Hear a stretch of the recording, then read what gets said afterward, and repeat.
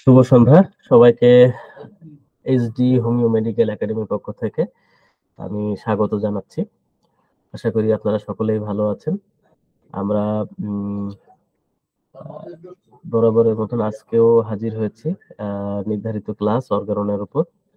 তো আজ আমরা আলোচনা করব আমাদের অর্গানন অফ মেডিসিন থেকে। সেটা আমরা আলোচনা শুরু করব 95 থেকে। আলোচনা শুরু করব, চেষ্টা করব 99 পর্যন্ত শেষ করার। যদি আমাদের সময় সংকলন হয়ে থাকে তাহলে অবশ্যই আমরা সেটা শেষ করব। তো চলুন আমরা আজকে আর বেশিক্ষণ দীর্ঘায়িত না করে আমরা মূল আলোচনায় প্রবেশ করি। তো আজকে একটু আমি সরাসরি আমাদের ডিসকাশনে চলে যাচ্ছি এবং প্রথমেই আমরা যেটা পাচ্ছি সেটা হচ্ছে যে অ্যাফোরিজম 95।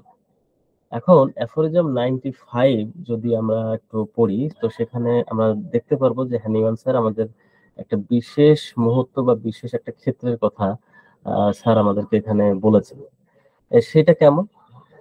এটা হচ্ছে এমন একটা পরিস্থিতি যেখানে আপনি যখন অনেক রোগী দেখবেন, দেখতে দেখতে আপনার এটা আপনার অভিজ্ঞতা থেকে আপনি উপলব্ধি করতে পারবেন।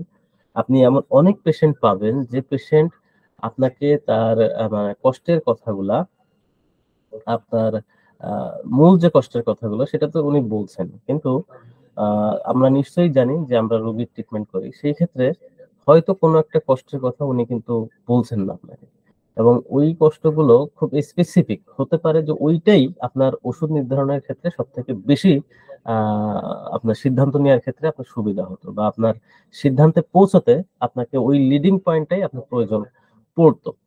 কিন্তু দেখা যায় কি যে অনেক ক্ষেত্রে পেশেন্ট আপনাকে সেটা বলছে না।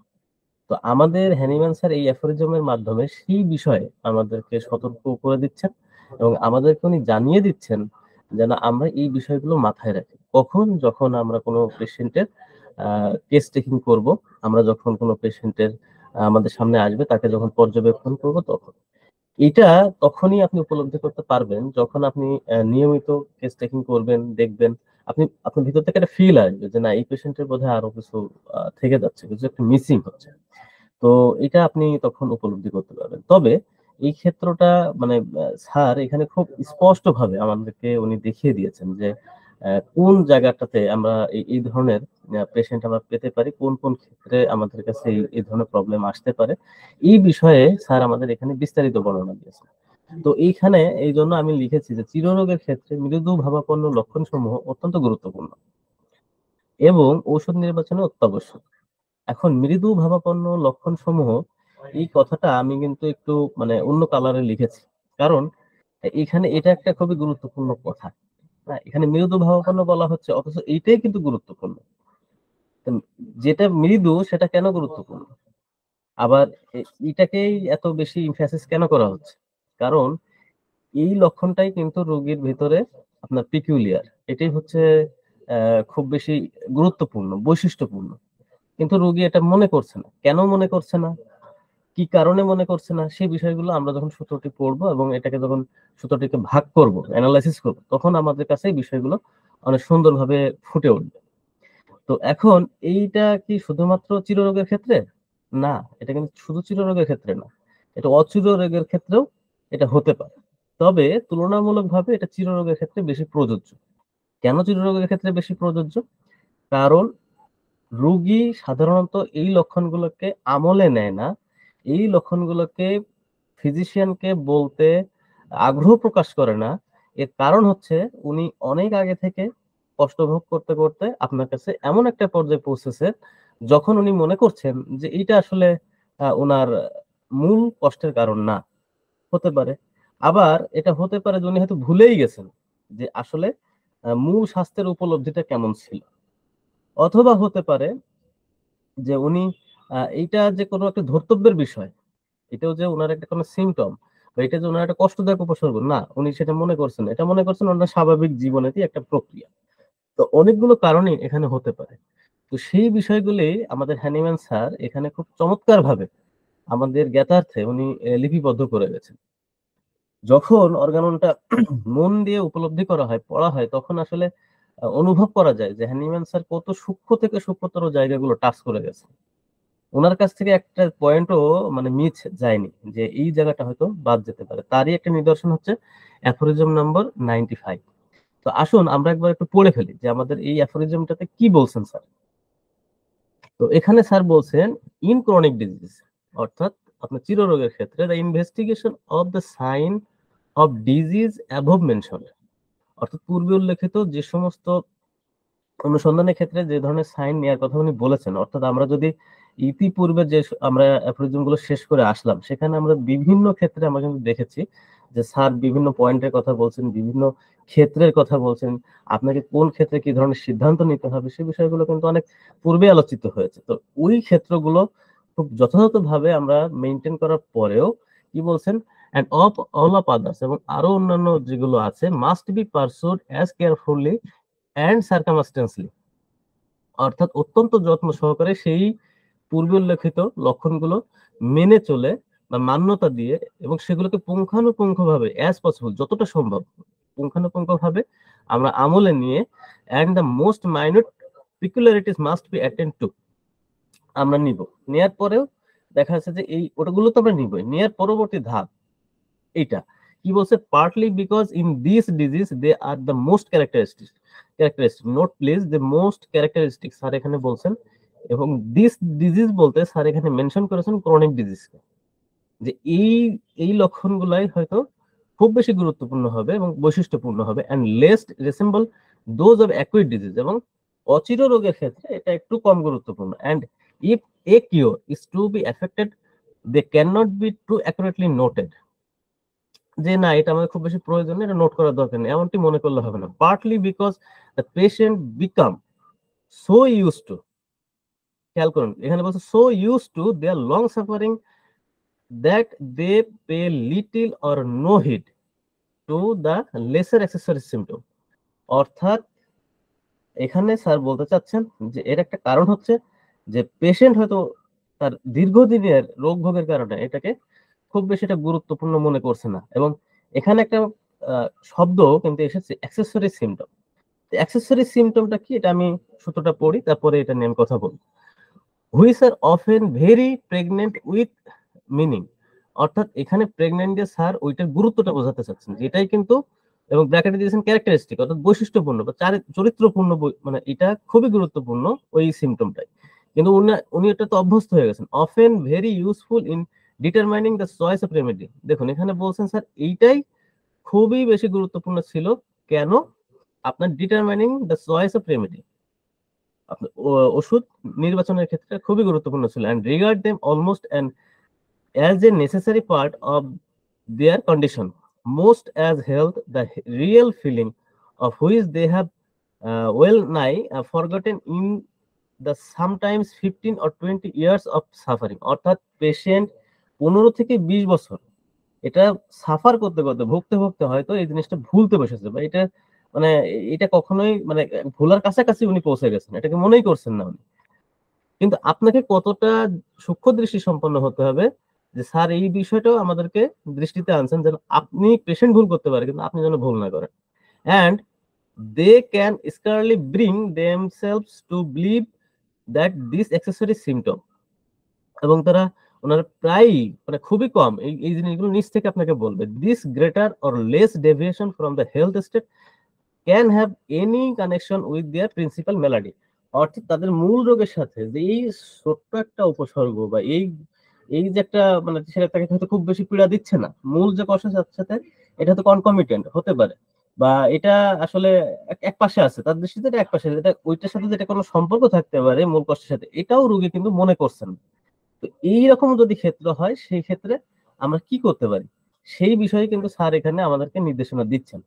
এখন এখানে যে পয়েন্টটা, এখানে একটা কথা হচ্ছে সাইন, আবার একটা দেখুন যেটা আমি ইয়েলো কালার দিয়ে শেডিং দিয়েছি, একটা সাইন আর একটা অ্যাক্সেসরি সিম্পটম। আমার মনে হয়েছে এই দুটো জিনিস আমাদেরকে একটু আলাদাভাবে বুঝতে হবে। সাইন এবং সিম্পটম এই দুইটার মধ্যে কিন্তু একটা ডিফারেন্স আছে, আপনারা কি কেউ বলতে পারবেন সাইন কোন কি এবং সিম্পটম কি?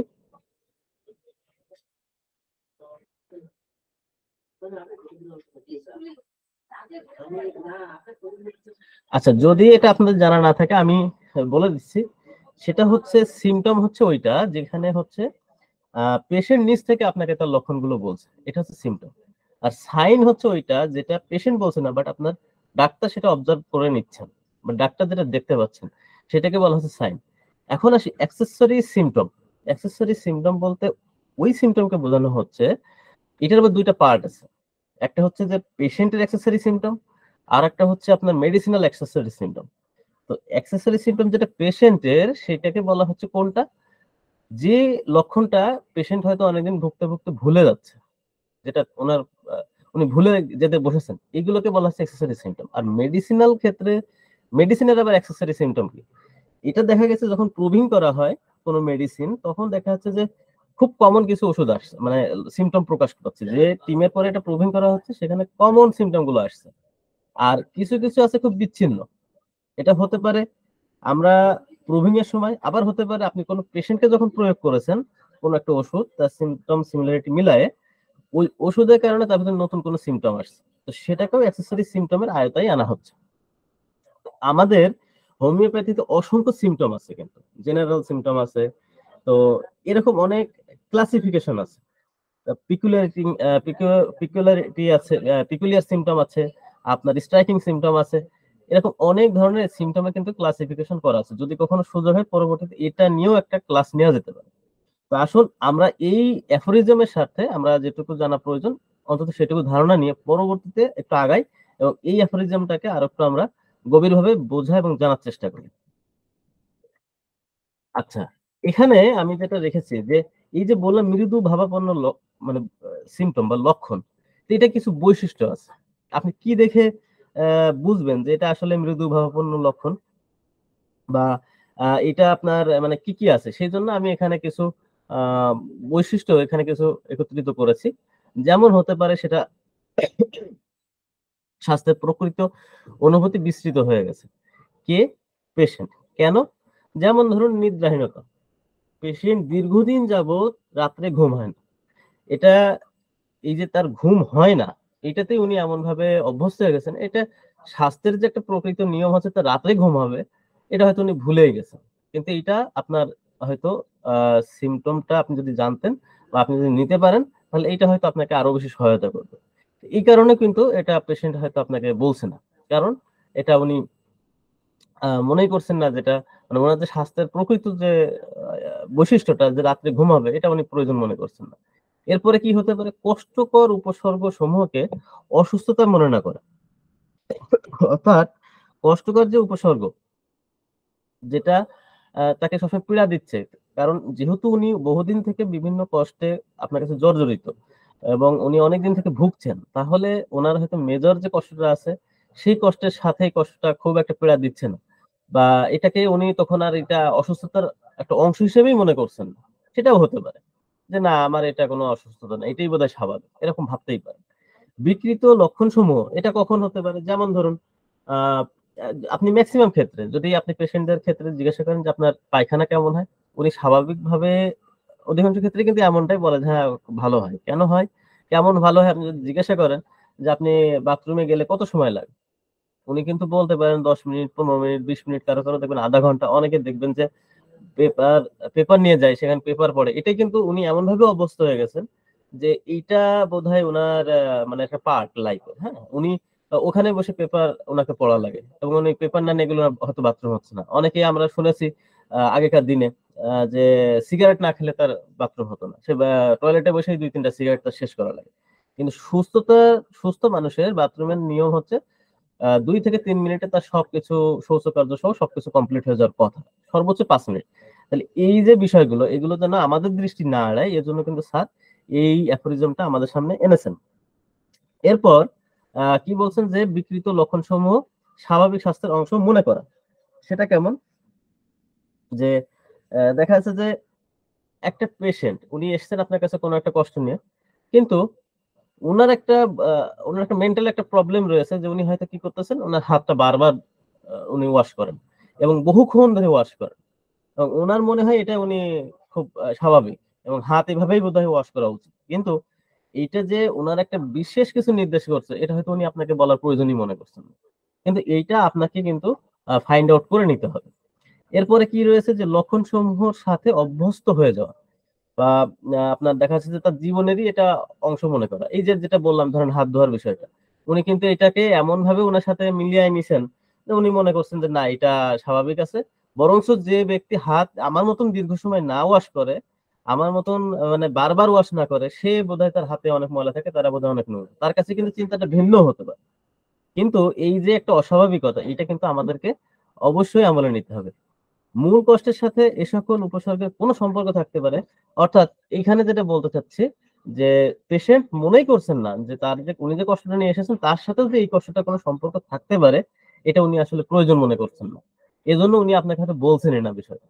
কিন্তু উনি না বললে কি হবে? আপনি যেন এই লক্ষণটা যথাযথভাবে নিতে পারেন, সেই ব্যাপারে কিন্তু স্যার আমাদেরকে বলেছেন। আচ্ছা, এখন পেশেন্ট যে আপনাকে বলছেন না এর কারণ কি? এর কারণও কিন্তু দেখা যাচ্ছে কতগুলো বিষয় রয়েছে সেই বিষয়টা কিন্তু আমাদের জানতে হবে। জানলে আমরা তখন পেশেন্টকে আরো বেশি উপলব্ধি করতে পারবো বা পেশেন্টের মনটা কিন্তু আমরা আরো বেশি ভালোভাবে পড়তে পারবো। সেটা কি? সেই হিসাবে আমি এখানে কয়েকটি পয়েন্ট রেখেছি। এর বাইরেও অনেক কারণ থাকতে পারে। যেমন কি? যে আরোগ্যের বিষয়ে রোগী হয়তো আশা হারিয়ে ফেলেছে। যেহেতু উনি অনেকদিন থেকে অনেক কষ্ট ভোগ করছেন, তো উনার কাছে এটা মনে হতে পারে এটা বোধহয় আর আসলে আরোগ্য হবে না। কত ডাক্তার দেখালাম, কত ডাক্তারের কাছে গেলাম, কত টেস্ট করালাম। অথচ আমাকে কোন ডাক্তারই রিলিফ দিতে পারে না। আমাকে কোন ডাক্তারই কোনভাবে উপকার করতে পারছে না। তো আপনার কাছে উনি এসেছেন। এখন ওই একই যেহেতু উনি হতাশ হয়ে গেছেন, উনি সম্পূর্ণ আশা হারিয়ে ফেলেছেন উনার আরোগ্যের ব্যাপারে। উনি হয়তো অত কিছু আপনাকে বলছেন না। ওই ২-১ টা কথাই বলছেন। কারণ উনি জানেন কি এগুলো অনেকবার বলা হয়েছে কিন্তু কোন কাজ হয় না।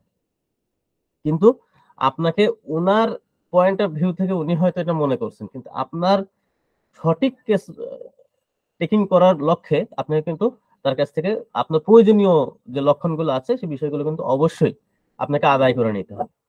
এরপরে কি হতে পারে যে রোগ ভোগ ও কষ্টে বিরক্ত হয়ে পড়তে পারে। পেশেন্ট হয়তো উনার এতদিনের কষ্টতার কারণে উনি বিরক্ত। উনি হয়তো আশা রাখেন যে হ্যাঁ, উনি সুস্থ হবেন। কিন্তু এই ক্ষেত্রে কি উনি খুব বিরক্ত হয়ে গেছেন। ডাক্তারকে একই কথা বারবার বলতে হবে, না এটা তার ভালো লাগছে না। উনি আসলে এখানে আর ইন্টারেস্ট ফিল করছেন না। তো এই ক্ষেত্রে কিন্তু উনি আপনাকে তার কষ্টের কথা বা তার সিম্পটম গুলো আপনাকে জানিয়ে যে সহযোগিতা করা সেটা নাও করতে পারে। ফলে আমাদেরকে এই বিষয়টাও মাথায় রাখতে হবে। এরপরে কিছু কথা আগেরটার সাথে অনেক কিছু রিলেভেন্ট, যেমন কষ্টে উনি অভ্যস্ত হয়ে গেছেন। এটাও উনার কিছু মনে পড়ছে না, উনার প্রয়োজন মনে হচ্ছে না যেটা বলতে হবে। কষ্টসমূহ সুস্থতার অংশ হিসেবে উনি গ্রহণ করে নিয়েছেন বা ওটাকে উনি মানিয়ে নিয়েছেন। সেটাও হতে পারে যেটা অলরেডি গত আলোচনায় চলে এসেছে।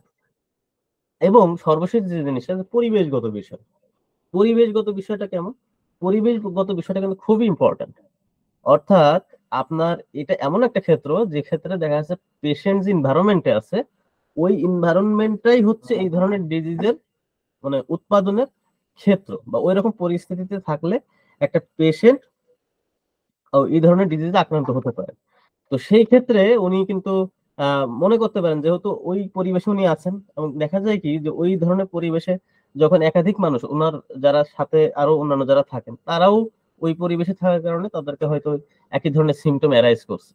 তখন পেশেন্টের মনে এই ধারণাটাই তৈরি হয় বা হওয়ার সম্ভাবনা থাকে যে হয়তোবা যেহেতু আমার মতন আমার প্রতিবেশী আমার কাছের আরো ২-৪ জন একই ধরনের লক্ষণ দিচ্ছে বা তারাও এই একই কষ্ট ভুগছে, তাহলে এটাই বোধহয় স্বাভাবিক। আসলে সবারই বোধহয় এটা হয়। তো এইজন্য বলছি পরিবেশগত বিষয় কিন্তু থাকতে পারে। তাহলে আপনাকে সেই জিনিসটা কিন্তু ফাইন্ড আউট করতে হবে। যেমন একটা পরিবারে হয়তো সবারই হাঁপানি।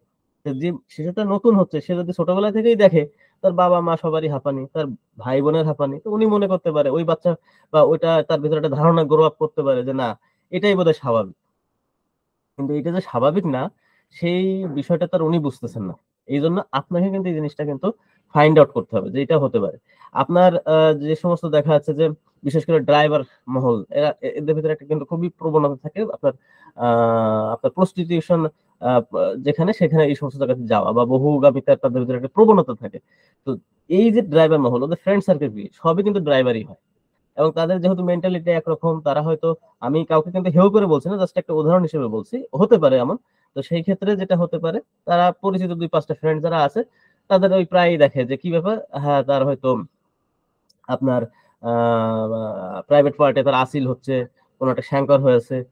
এখন গল্প করে আরেকজনকে বলছে, সে বলছে আমারও তো হয়েছে। মানে এটা স্বাভাবিক। উনি মনে করছেন এটা স্বাভাবিক। এইজন্যও হতে পারে যে আপনাকে উনি বলছেন না। কিন্তু আপনার দায়িত্ব হবে এই জিনিসটাকে খুঁজে বের করা। যারা নেশাগ্রস্ত তাদের ভিতরেও কিন্তু এই প্রবণতা হয়। যারা নেশা করে তারা কিন্তু সবাই যে দলবদ্ধভাবে কিন্তু একটা থাকার চেষ্টা করে।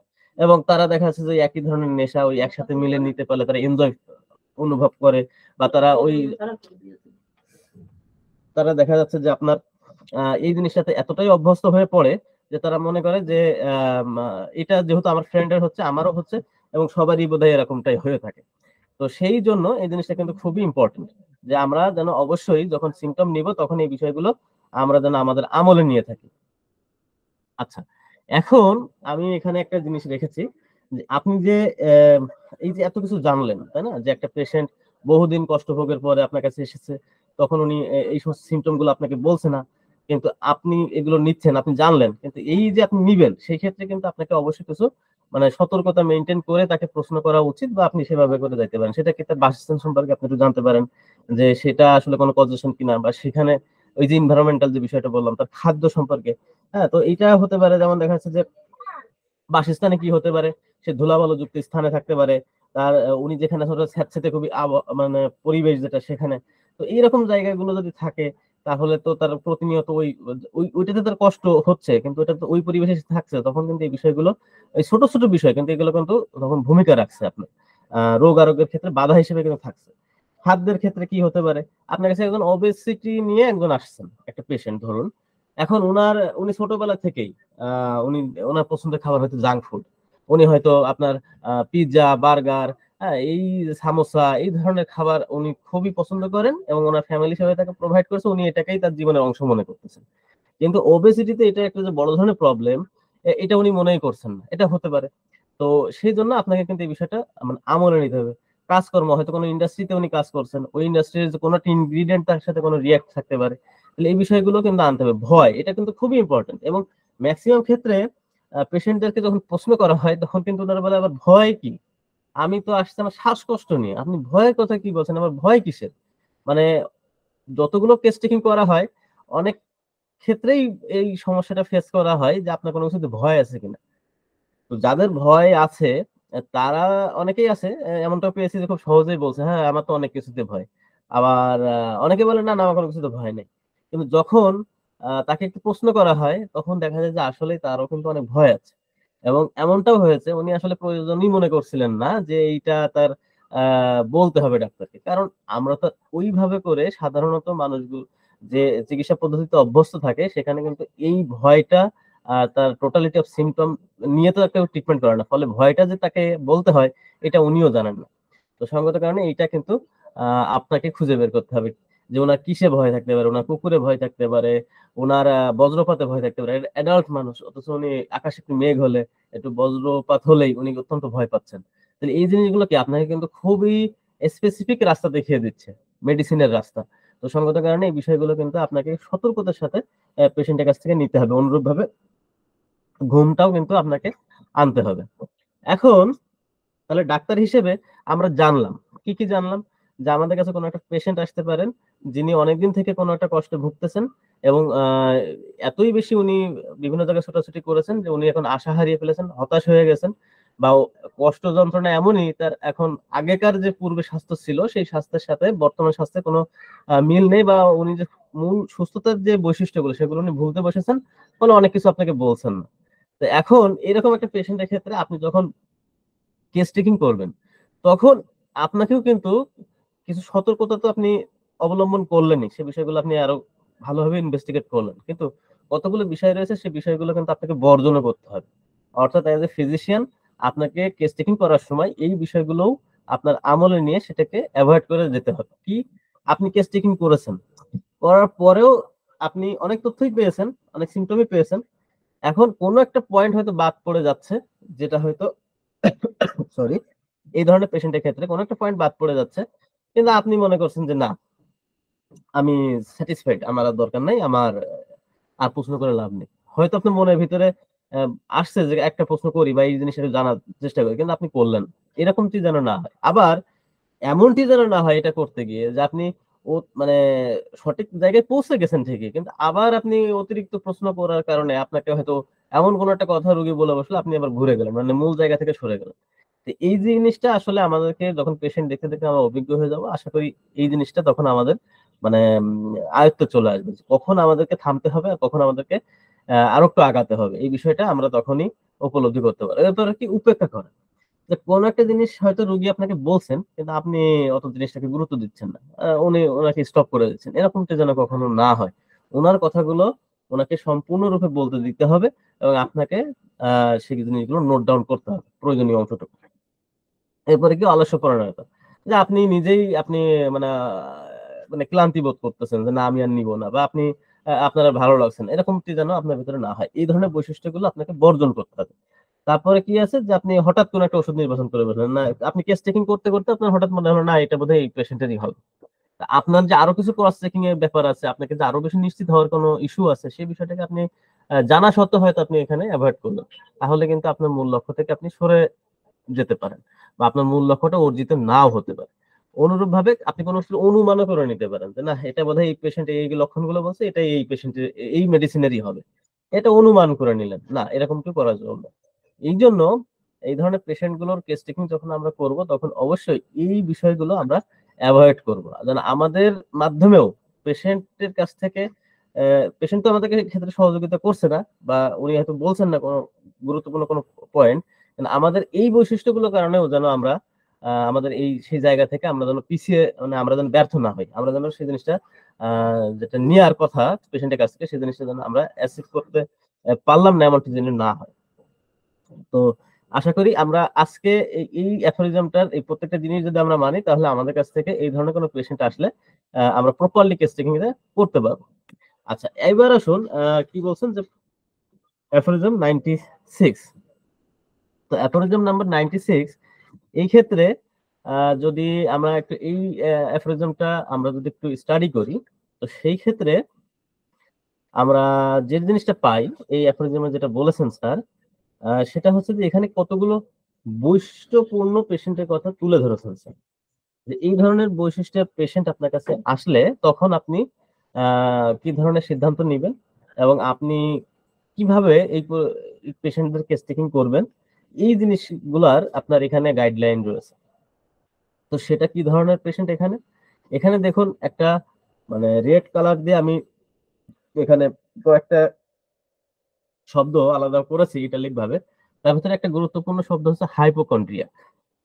তো এই হাইপোকন্ড্রিয়াক যে পেশেন্ট, এই ধরনের পেশেন্ট যদি আসে, তাহলে আমাদেরকে কি করতে হবে? সে বিষয়টা কিন্তু স্যার আমাদেরকে এই অ্যাফোরিজম এর মাধ্যমে খুবই স্পষ্টভাবে বলেছেন। এখন আ আমরা যদি হাইপোকন্ড্রিয়াক পেশেন্টকে আ কেস টেকিং করতে চাই বা এই ধরনের পেশেন্টদেরকে আমরা তাদের কাছ থেকে লক্ষণ নিতে চাই, তাহলে আগে তো বুঝতে হবে যে হাইপোকন্ড্রিয়াক পেশেন্ট আবার কি জিনিস বা এই জিনিসটা কেন স্যার এখানে এনেছেন। তো অ্যাকচুয়ালি এখানে হয় কি আপনি দেখবেন যে অনেক ক্ষেত্রেই পেশেন্ট আপনার কাছে এসে তার যে কষ্টের কথা, তার যতটা না কষ্ট তার থেকে উনি অনেক বেশি আপনাকে মানে গুরুত্ব দিয়ে বোঝানোর চেষ্টা করছে। বা যতটা না উনি কষ্ট পাচ্ছেন, তার থেকে উনি বেশি আপনাকে আ মানে কষ্টের কথা ব্যক্ত করছেন। বেশি, বেশি করে আপনাকে তুলে ধরছেন।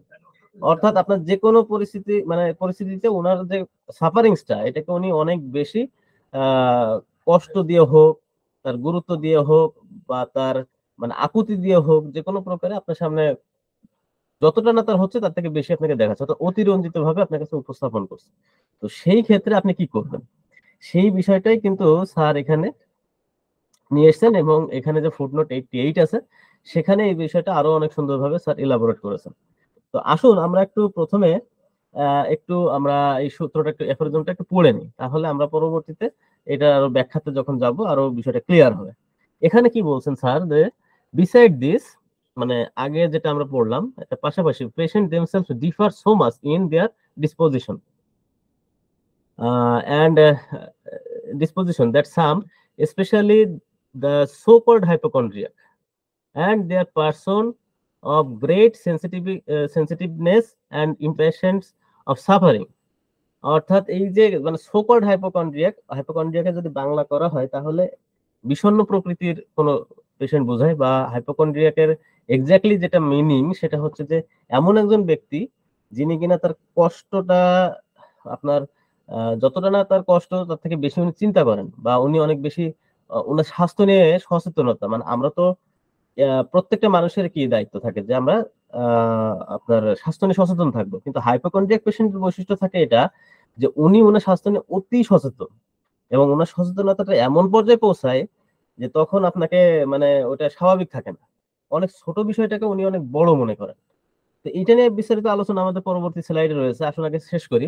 এখানে বলছেন কি portrait their symptom in too vibrate colour, অর্থাৎ তাদের কষ্টগুলা এখানে যেটা বললেন যে hypochondria, so called hypochondriac patient অথবা others person of great sensitiveness and impatience of suffering, অর্থাৎ তাদের কষ্ট মানে কষ্ট ভোগটাকে তারা অনেক বেশি অধৈর্য হয়ে যায়, এমন যে কি পোর্ট্রে দেয়ার সিম্পটমস টু ভাইব্রেট কালার, তাদের এই কষ্টটাকে তারা অনেক বেশি মানে ভাইব্রেট কালার বলতে খুব উজ্জ্বল ভাবে এটাকে আপনাকে মানে খুব গুরুত্ব সহকারে আপনাকে উপস্থাপন করতে পারে। In order to induce the physician to give them relief, অর্থাৎ ফিজিশিয়ান যেন তাদেরকে খুব দ্রুত এখান থেকে রিলিফ দেন, সেই জন্য উনি এগুলো খুব বেশি গুরুত্ব দিয়ে আপনাকে তুলে ধরেন।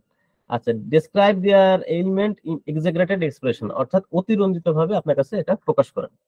তো আসুন আমরা একটু এখানে ফুটনোটে যেটা আছে সেটা আমরা পরবর্তী স্লাইডগুলোতে আরো সুন্দর করে নিয়ে এসেছি। সে বিষয়গুলো আলোচনা করলে আমাদের টোটাল অ্যাফোরিজমটা সম্পর্কে একটা ভালো ধারণা হবে বলে আমার বিশ্বাস। এখানে দেখুন ফুটনোটটা যদি আমরা একটু পড়ি, তো সেই ক্ষেত্রে এখানে কয়েকটি বিষয় আমাদের রয়েছে। সেটা হচ্ছে এখানে হাইপোকন্ড্রিয়াক, হাইপার সেনসিটিভ, ইনফ্যান, তারপরে আপনার ফেইনজার অফ ডিজিজ, এই কয়েকটা পয়েন্ট কিন্তু আমাদের ফুটনোটে রয়েছে। তো আমি আসলে চেয়েছি যে ফুটনোটের কথাগুলাই আমরা এখানে একটু আলাদা আলাদা করে যদি বুঝি বা তুলনামূলকভাবে যদি বুঝি তাহলে বুঝতে সুবিধা হবে, এজন্য আমি এটা রেখেছি। এখন আমি অ্যাকচুয়ালি এই ক্ষেত্রে এই স্লাইডের মূল আলোচনায় ঢুকবো, কিন্তু তার আগে এখানে খুব গুরুত্বপূর্ণ যে জিনিসটা সেটা হচ্ছে হাইপোকন্ড্রিয়াক পেশেন্ট। এই পেশেন্ট সম্পর্কে আমি একটু মানে প্রাইমারি একটা ধারণা একটু দিতে চাই। সেটা কি, যে হাইপোকন্ড্রিয়াক পেশেন্ট যে আপনার কাছে এসেছে, আপনার টেবিলের অপোজিটে যে একজন পেশেন্ট বসে আছেন উনি হাইপোকন্ড্রিয়াক, এটা আপনি বুঝবেন কিভাবে? মানে তার কিছু সাইন সিম্পটম আছে। সেই সিম্পটম গুলো যদি আপনি জানতে পারেন, তাহলে দেখা যাচ্ছে আপনি সহজে নির্ণয় করতে পারবেন। এমনিতেই বুঝতে পারবেন হয়তো, কিন্তু তারপরেও যদি একটু আপনি এটার কিছু পয়েন্ট আছে, সেই পয়েন্ট গুলো সম্পর্কে যদি একটু আমরা জেনে নিই তাহলে আরো সুবিধা হবে। সেই ক্ষেত্রে বলা যেতে পারে যে উনি খুব বেশি অসুস্থ, এটা উনি মানে প্রকাশ করবেন। ঠিক আছে? যে উনি হতে পারে আপনি যখন আপনার কাছে এসছে তার আগে অনেক ডাক্তার দেখে এসছেন।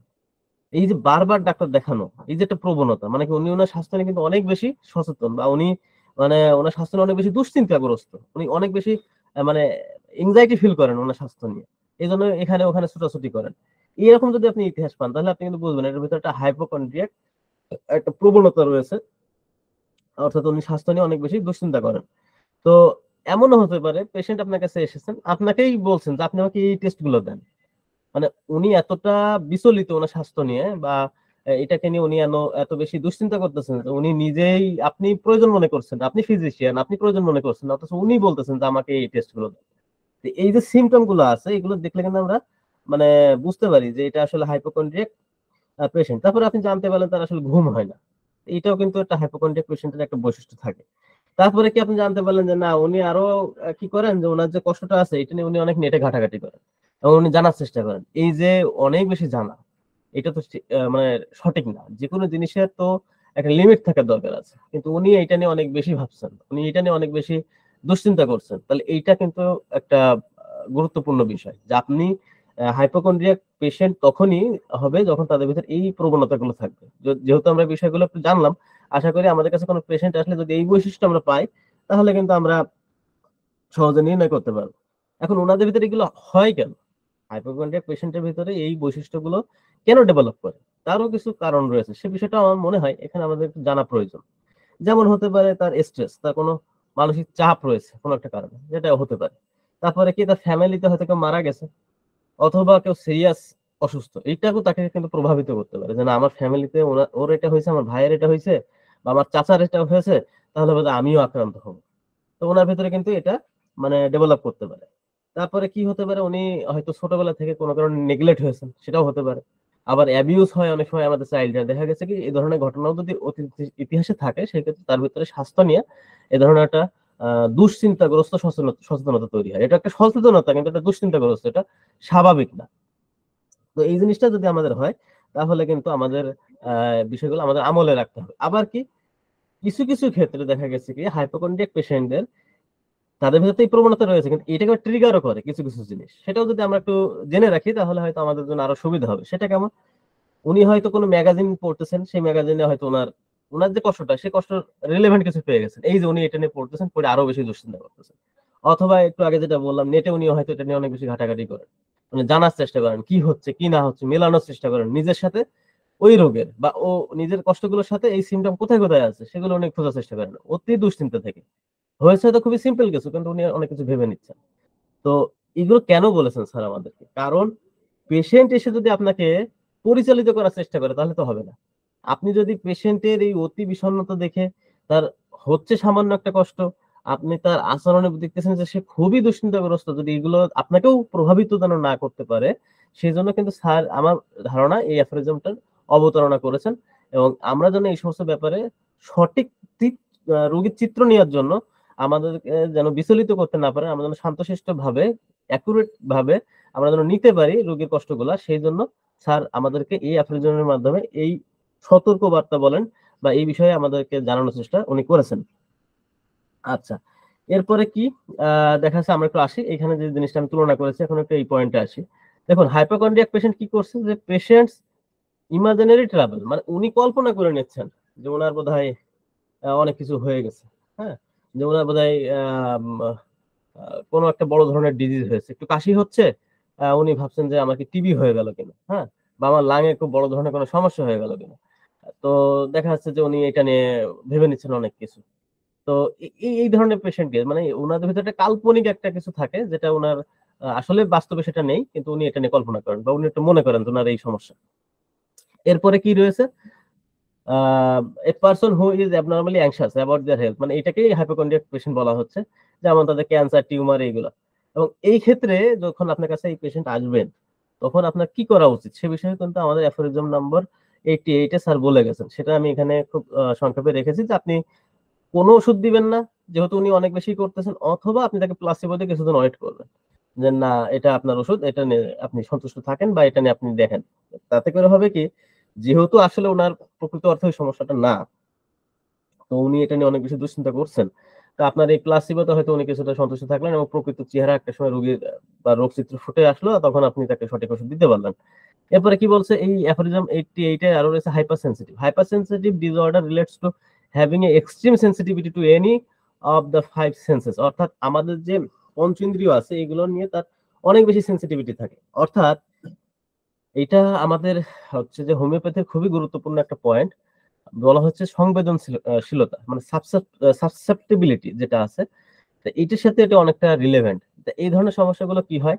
আর অ্যাকচুয়ালি সাসসেপ্টিবিলিটি যেটা এটা নিয়ে আমরা অন্য একটা সময় কথা বলব। কারণ এটার বিশাল একটা ব্যাপার। এটা খুবই গুরুত্বপূর্ণ একটা ইস্যু। তো এটা আমি আর এখানে এড করতে চাচ্ছি না। তো আমি এখানে কিছু উদাহরণ রেখেছি কি, কি হতে পারে তার অ্যালার্জি, অটোইমিউন ডিজিজ যদি থাকে সেই সমস্ত ক্ষেত্রে তাদের হাইপার সেনসিটিভিটি থাকতে পারে। এখন এই যে হাইপার সেনসিটিভিটি যেটা খুব আপনার মানে তার যতটা না কষ্ট হচ্ছে হয়তো সামান্য আপনার একটা মৌমাছি কামড়েছে, তার হচ্ছে একটু জ্বালা করতেছে বা একটু ওখানে ফুলে উঠেছে, সে এমন ছটফটানি জুড়ে দিছে যে না জানি তার কি একটা হয়ে যাচ্ছে। এইটা দেখে আপনি তো ঘাবড়ে গেলেন। না এটা করা যাবে না। তো এইজন্য স্যার এখানে বলছেন deduct exaggerated symptom from real ones and investigate for the factor to which patient is hypersensitive মানে আপনার এই যে অতিরঞ্জিত করে আপনার সামনে যে কষ্টগুলো উনি উপস্থাপন করছেন সেটাকে আপনি বাদ দেন। যে মূল যে জিনিসটা সেটাকে নিয়ে আপনি কাজ করেন। অ্যাফোরিজম 88 এ স্যার এখানে ইনসেন্স এবং এই যে ফেঞ্জার্স অফ ডিজিজ এই পয়েন্ট দুটো স্যার রেখেছেন। আমরা যে এই ২ টা নিলাম আর পাশাপাশি এই ২ টা এটা আসলে কি? ইনসেন্স মানে কি? উনি উন্মাদ। এই সমস্ত ক্ষেত্রে কি যে তার মেন্টাল কোন ডিজিজ আছে। সেক্ষেত্রে উনি অনেক কিছু করতে পারেন। তো এইটা যদি আমরা জানতে পারি সেই বিষয়টা তো ভিন্ন। সেটার সাথে তো আর এইটা তুলনা করলে হবে না। বা অনেকে আছে কি আপনার এই যে মানে ভান করে, তার এই অসুস্থতার একটা ভান করে। সে আসলে অতটা অসুস্থ না। বা একটা রোগী মানে কোন একটা রোগের অনুকরণ করে আপনাকে দেখানোর চেষ্টা করছেন। এরকম যদি হয় সে বিষয়গুলো ভিন্ন। অর্থাৎ এই সমস্ত এই ২ টা ক্ষেত্র টোটালি বাদ এই আলোচনার ক্ষেত্রে। একটা পাগল এসে বা একটা মানসিকভাবে ভারসাম্যহীন একটা ব্যক্তি এসে একটা স্বাভাবিক বিষয়কে অনেক বেশি করে আপনার সামনে উপস্থাপন করতে পারে। যদি সেটা মেন্টাল কোনো ডিজিজের কারণে হয় তাহলে তো সেটার একটা মূল কারণ আছে। সেটার সাথে আমরা এই পয়েন্ট দুটো মিলাবো না। এজন্য আমরা এই বিষয়টা সম্পর্কে একটু ধারণা রাখলাম। আচ্ছা এখন এই যে মানে হাইপোকন্ড্রিয়াক পেশেন্ট বলি বা এই যে মানে ইনাদের যে বৈশিষ্ট্যগুলো আছে সেখানে কতগুলো কারণের বিষয় এখানে আমি আনার চেষ্টা করেছি। যে অ্যাকচুয়ালি হাইপোকন্ড্রিয়াক পেশেন্ট বলি বা এই যে অতিরিক্ত যাদের সেনসিটিভিটি রয়েছে এদের কি হতে পারে? তার কিছু এক্সাম্পল আসলে আমি এখানে রাখার চেষ্টা করেছি। যেমন বিষণ্ণ প্রকৃতির যারা এদের ভিতরে এই যে বিষণ্ণতার কারণটা কি? মানে এরা তারা এত বেশি দুশ্চিন্তাগ্রস্ত হয় কেন? এই সমস্ত পেশেন্ট গুলো দেখা যায় যে তাদের হয়তো সেক্সুয়াল কোনো প্রবলেম থাকতে পারে, তাদের লিউকেরিয়া কোনো প্রবলেম থাকতে পারে যেগুলো হয়তো তারা মানে অতি সাধারণ কিন্তু এটাকে ওরা অনেক বেশি মনে করতেছে। আবার কি এই যে সংবেদনশীলতা যেটা আমরা বলছি সেনসিটিভনেস, তো এটা কি অনেকেরই দেখবেন যে আপনার আপনার ইসে কি বলে আপনার পূর্ণিমার চাঁদের সাথে তাদের অনেক কিছু সম্পর্ক থাকে। ফুলের গন্ধে তাদের অনেক কিছু মানে তাদের ভিতরে একটা একটা অনুভূতি তৈরি করে। তো এই যে বিষয়গুলো, এই বিষয়গুলো আমাদেরকে একটু জানতে হবে। তারপরে কি কষ্টভোগী মানে অধৈর্য। তাদের ভিতরে মানে এতটা একেবারেই তাদের অধৈর্য। মানে একটু কষ্ট তারা সহ্য করতে চায় না বা তারা একেবারে এতটাই অধৈর্য হয়ে যায় যে তারা চায় যে দ্রুত তাদের রিলিফের ব্যবস্থা আপনি করেন। তো এই যে মানে আপনাকে এই এই যে পেশেন্ট গুলা এরকম যে আপনার কাছে এসে অতিরঞ্জিত ভাবে উপস্থাপন করছে এর কারণগুলা কি? এর কারণগুলা কিন্তু যদি আমরা একটু চিন্তা করি তাহলে কিন্তু আমরা খুব সহজেই পেতে পারি। সেটা হতে পারে কি পেশেন্ট আপনার কাছে মানে সহানুভূতি চাচ্ছে। পেশেন্ট হয়তো আপনার খুব দৃষ্টি আকর্ষণ করার চেষ্টা করছে। সেটা হতে পারে যে আপনার কাছে অধিক গুরুত্ব পাওয়ার প্রত্যাশায় সে এটা বলছে। বা এটাও মনে করতে পারে আমি যদি একটু বেশি করে উপস্থাপন করি তাহলে আমার পেশেন্ট আমার ফিজিশিয়ান বোধহয় আমাকে বেশি গুরুত্ব দিবে এবং আমাকে আরো বেশি গুরুত্ব দিয়ে দেখবে এবং আমার কষ্টগুলো যেন দ্রুত রিলিফ করেন তার জন্য প্রয়োজনীয় উদ্যোগ নিবেন। তো এই সমস্ত অনেক ভাবনা কিন্তু তাদের ভিতরে থাকতে পারে। সেগুলো সেই সমস্ত কারণেও কিন্তু তারা আপনাকে বলতে পারেন। এই যে আতঙ্কগ্রস্ত প্যানিকই তাদের ভিতরে থাকতে পারে। যে হচ্ছে হয়তো একটু কাশি সে মনে করছে তার টিবি। তার সামান্য একটু বুকে ব্যথা সে মনে করছে হার্টের প্রবলেম। এই যে বিষয়গুলো থাকতে পারে এজন্য আমি এই জিনিসগুলো আরো একটু এখানে এনেছি। আচ্ছা। তো এই ক্ষেত্রে আমরা যখন মানে এই ধরনের পেশেন্ট পাবো, সেই ক্ষেত্রে আমাদের কিছু করণীয় রয়েছে। যেটা আমাদের অ্যা আপনার ফুটনোট 88 এ স্যার বলেছেন। যে সেক্ষেত্রে বলেছেন যে কিছু ওই যে যেটা বললাম, হাইপোকন্ড্রিয়াক পেশেন্ট এর ক্ষেত্রে আমরা যেটা করতে পারি তাদেরকে বিনা ওষুধে রাখতে পারি অথবা বিনা ওষুধ যদি দেই, তাহলে তো তাদের ভেতরে আবার আরো বেশি বিষণ্ণতা হবে। সেক্ষেত্রে তাদেরকে অন্য ওষুধ দিয়ে আমরা দেখতে পারি। আর যারা আপনার খুব বেশি মানে আপনার কাছে এক্সাজারেটেড ভাবে আপনাকে উপস্থাপন করছে, যারা খুব বেশি সেনসিটিভ তাদের ওই অতিরিক্ত অতিরঞ্জিত যে অংশটা সেটা আমরা বাদ দিয়ে দিব। দিয়ে আমরা সেভাবে বাকিটা নিব। এখানে আসলে দেখুন আমি চিত্রের মাধ্যমে দেখাতে চাচ্ছি যে ছোট একটা মাছ কিন্তু উনি এটা অনেক বড় করে দেখছেন। ছোট একটা বাক্স এটাকে উঁচু করতেছেন দেখেন কত কষ্ট করে। এই ধরনের অ্যাবনরমাল মেন্টালিটি আসলে এই ক্ষেত্রে মানে থাকে এই ধরনের পেশেন্টদের ক্ষেত্রে। তারপরে আমরা এখান থেকে লক্ষণ সংগ্রহ কি করব? এখানে এই যে সে অতিরঞ্জিতভাবে আপনার কাছে উপস্থাপন করছে, এটাই কিন্তু একটা গুরুত্বপূর্ণ লক্ষণ আপনার কাছে কিন্তু হতে পারে। এবং এইখানে যে জিনিসটা এই যে আমি যেটা দেখালাম যে ইনসেন্স অর্থাৎ মানসিকভাবে ডিসঅর্ডার বা মেন্টালি কোনো প্রবলেম আছে এই ধরনের ক্ষেত্রে বা ভান করার ক্ষেত্রে আমরা এই জিনিসগুলোকে মানে এভয়েড করব। যে না আমরা এগুলো আমরা নিব না। আমাদের কেস টেকিং এর ক্ষেত্রে। আচ্ছা, এরপরে কি রয়েছে আমাদের অ্যাফোরিজম নম্বর 80 এই 97 তো 97 যদি আমরা একটু মানে স্টাডি করি তাহলে খুব সহজেই আমরা বুঝতে পারবো যে আসলে 97 কিন্তু এটা খুব চমৎকার অ্যাফোরিজম অর্থাৎ আমরা এতক্ষণ যে বিষয়টা নিয়ে আলোচনা করলাম সেখানে আমরা দেখতে পেলাম কি কিছু পেশেন্ট আছে যে যে প্রথমে যদি আমরা 95 দেখি তাহলে সেখানে আমরা পেয়েছিলাম কি যে পেশেন্ট আপনাকে এসে কষ্টদায়ক উপসর্গ বলছে না। আর 96 এ কি পেলাম সেখানে আপনাকে অতিরিক্ত ভাবে বলছে। এখন 97 এসে তার সম্পূর্ণ বিপরীত। অর্থাৎ এখানে এসে পেশেন্ট আপনাকে আসলে মানে বলছেই না। একজন তো অতিরিক্ত করে বলছিল, অতি রঞ্জিত করে বলছিল। তার যতটুকু না তার থেকে অনেক বাড়িয়ে বলছিল। আর ইনি আপনাকে বলছেনই না। এরকম পেশেন্টও কিন্তু আমরা পেতে পারি। অর্থাৎ সেক্ষেত্রে আমরা কি করতে পারি বা এই বিষয়টা স্যার আমাদেরকে কিন্তু এখানে তুলে ধরেছেন আমাদের অবগত করার কারণে, অবগতির জন্য। তো আসুন আমরা একটু দেখি এই সূত্রটা কি বলছে। এখানে বলছে other individuals of an opposite character অর্থাৎ সম্পূর্ণ বিপরীত আ চরিত্রের কিছু যে আমাদের রোগী however partly from indolence অর্থাৎ আ তাদের আ হতে পারে কিছু তাদের আপনার আলস্য থেকে partly from false modesty হ্যাঁ? মানে তাদের মিথ্যা বিনয় থেকে হতে পারে। তারপরে partly from a kind of mildness of a disposition or weakness তাদের মানসিক কোনো দুর্বলতা বা আপনার দুর্বলতা থেকে ওই জিনিসটা আসতে পারে। refrain mention A number of the symptom, তাদের যে লক্ষণগুলো আছে সেই লক্ষণগুলো থেকে তাদেরকে মানে আপনার করে মানে বলতে বাধা দেয় বা তারা বলে না। Describe them in a vague or allege some of them to be of no consequence. অর্থাৎ তারা আপনার কাছে এসে আসলে তাদের কষ্টের কথা মানে আগে তো অনেক বাড়িয়ে বলছিল পেশেন্ট, আর এখন তারা বলতেই চাচ্ছে না। কেন বলতে চাচ্ছে না সেই বিষয়গুলো স্যার এখানে মেনশন করেছেন। তো আসুন আমরা পরবর্তী স্লাইডে গেলে এই বিষয়গুলো নিয়ে আমরা একটু বিস্তারিত কথা বলতে পারবো। এখানে স্যার যেটা আমাদেরকে ফুটিয়ে তুলেছেন সেটা হচ্ছে যে আপনার লক্ষণ প্রকাশে অনীহার কারণ হচ্ছে আলস্য। অর্থাৎ এই ক্ষেত্রে আপনার মানে পেশেন্ট তার ভিতরে নিজের ভিতরে একটা অলসতা কাজ করছে যে উনি এই যে খাওয়া হয়তো আপনার কাছে এসেছে তার লিভারে কোনো প্রবলেম নেই বা হতে পারে তার আপনার তার হয়তো কোনো টিউমার নিয়ে উনি এসেছেন আপনার কাছে। তো এই ক্ষেত্রে আপনি টিউমারের যখন উনার টোটালিটি অফ সিম্পটম আপনি নেওয়ার চেষ্টা করছেন, তার খাওয়া, তার ঘাম, তার পিপাসা এগুলো তো আপনাকে জানতে হবে। তো আসলে এগুলোকে উনি তো আপনার আপনি হয়তো বলতে চাচ্ছেন, আপনি জিজ্ঞাসা করছেন, উনি হয়তো এখানে অলসতা দেখাচ্ছেন। উনি একটা কিছু বলে দিচ্ছেন। তো এরকম করলে হবে না। মানে আপনাকে বুঝতে হবে যে আসলে উনি যেটা বলছেন এটা আসলে সঠিক বলছেন কিনা। উনি তো নিজ থেকে হয়তো খাওয়া বা ঘামের কথা বা তার পিপাসার কথা বা এই ধরনের যে মানে তার ক্যারেক্টারিস্টিক যে সিম্পটম গুলো আমাদের লাগে সেগুলো তো উনি হয়তো নিজ থেকে বলছেন না। কিন্তু আপনি যে প্রশ্ন করেছেন, করার পরে যে আপনি যথাযথ উত্তর পাচ্ছেন কিনা সেটা কিন্তু আপনাকে যাচাই করে নিতে হবে। তো এরপরে কি উনি লজ্জার কারণে হয়তো বলছেন না। যেমন এইগুলো খুব স্বাভাবিকভাবেই আমাদের যে মানে কালচার, আমাদের যে সোসাইটি আমরা যেটা বিলং করি সেক্ষেত্রে কিন্তু অবশ্যই আপনার যে প্রাইভেট যে প্রবলেম গুলো থাকে এগুলো নিয়ে কিন্তু আমরা কথা বলতে খুবই সংকোচ বোধ করি। বিশেষত আমাদের যারা মহিলারা আছেন, মা-বোন যারা আছেন তাদের ক্ষেত্রে কিন্তু এটা খুবই গুরুত্বপূর্ণ। এরপরে দেখা যাচ্ছে যে খুব প্রাইভেট পার্টের যে ডিজিজ গুলো যেমন আপনার পাইলস হতে পারে, ফিস্টুলা হতে পারে। এগুলো নিয়ে কিন্তু কথা বলতে আমরা খুবই সংকোচ বোধ করি এবং বলতেই চাই না। তো এই সমস্ত মানে এই সমস্ত কারণগুলো কিন্তু তাদের পেশেন্টের মধ্যে কাজ করতে পারে। সে বিষয়টা আমাদের কিন্তু এলার্ট থাকতে হবে। এরপরে কি সে অত্যন্ত আপনার মানে মৃদু স্বভাব। আসলে সে মানে বিনয়ের চোটে সে বলতেই পারছে না। বিষয়টা যেন এমন। হ্যাঁ? সে কিভাবে বলবে? মানে এই কথাগুলো। তার ভেতরে কোনো একটা হেজিটেশন হয়তো কাজ করছে। হতে পারে তার মানসিক দুর্বলতাও যে কি তার হয়তো কোনো একটা রোগের ভয় আছে। যেমন এমনটিও হতে পারে এই ক্ষেত্রে আ যে আপনার কাছে পেশেন্টই হয়তো তার আসলে কষ্ট রয়েছে।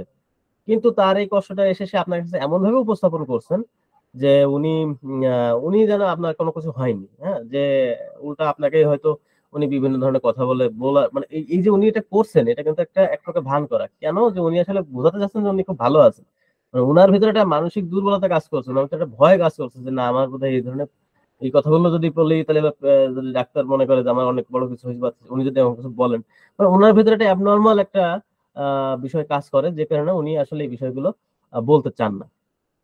তো সেই ক্ষেত্রেও আমাদের কিন্তু এই বিষয়গুলো মাথায় রেখে আমাদের কিন্তু কেস টেকিং করতে হবে। তো এই ক্ষেত্রে আমাদের কি করতে হবে যে যেটা আমি বললাম যে মহিলাদের ক্ষেত্রে কিন্তু আপনার যে আ প্রাইভেট যে প্রশ্নগুলো থাকে এগুলো অত্যন্ত সতর্কতার সাথে করতে হবে যেন আপনাকে উনি বিশ্বস্ত মনে করেন। এই কথাগুলো আগেও আমাদের হয়েছে।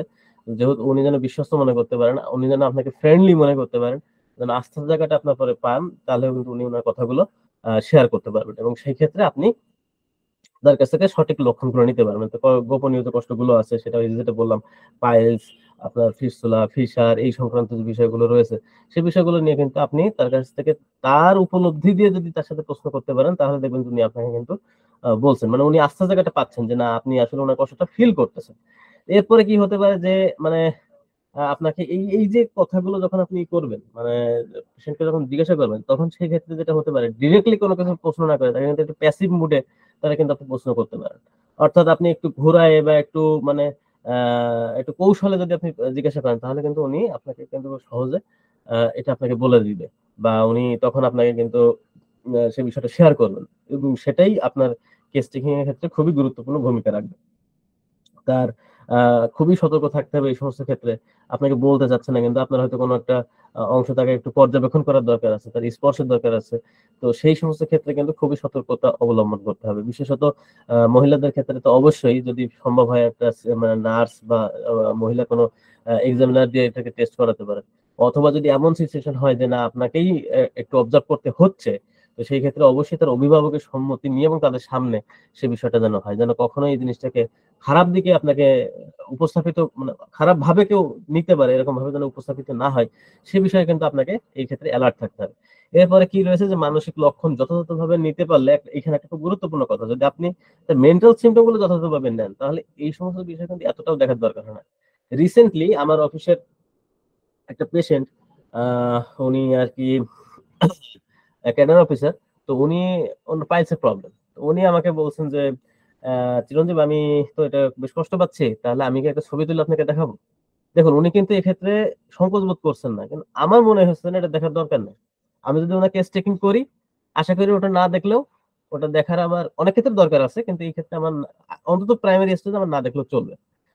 কারণ কি আমার অবজারভেশন বা আমার নিজের প্রতি একটা ফেইথ আছে যে আমি যদি কেস টেকিং করি, ওর প্যাথোলজিক্যাল ওই পরিবর্তন না দেখলেও আমি হয়তো ওষুধের কাছাকাছি পৌঁছাতে পারবো। বাট যদি আমি সেক্ষেত্রে না পারি, সেটাও আমি নিজে বুঝবো যে না এটা আসলে একটু দেখলে ভালো হয়। তখন আমি অবশ্যই সেটা দেখবো। আমি তখন ওনাকে বললাম যে স্যার আপনার দেখানোর দরকার নেই। আমি একটু আপনি একটা কেস টেকিং করি, দেন আমি যদি প্রয়োজন মনে করি আপনি তখন আমাকে দেখান ছবিগুলো। তো এটা ছিল মোটামুটি আমাদের অ্যাফোরিজম নম্বর 97 এর বিষয়ে। তো এখন আমরা একটু আসি যে আপনার অ্যাফোরিজম নম্বর 98।